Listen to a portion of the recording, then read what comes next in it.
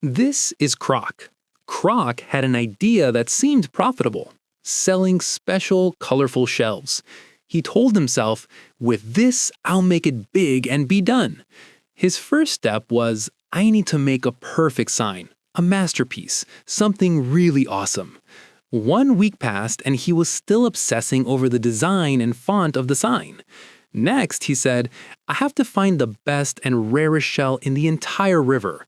1 month passed and he was still throwing away ordinary but pretty shells. He kept complaining to himself, no, these don't match my standards. My product has to be perfect. Meanwhile, another crocodile found a piece of wood, wrote on it with crooked handwriting, Shell Shop of Shellville, gathered a few ordinary but clean shells, and simply set up a stall by the river. While Croc was still working on his perfect plan for getting rich, he noticed that the other crocodile's place was crowded and he was selling shells non-stop.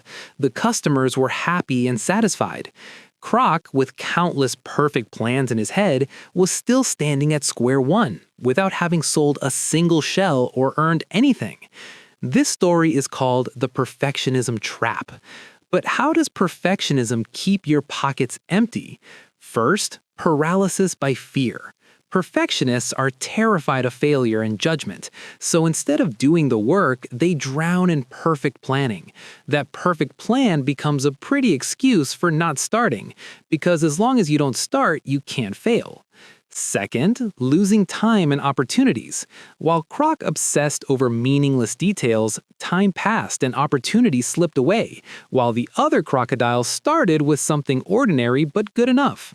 Croc realized he didn't need to be the best from the start. He just needed to start. The solution is simple. Build a first version.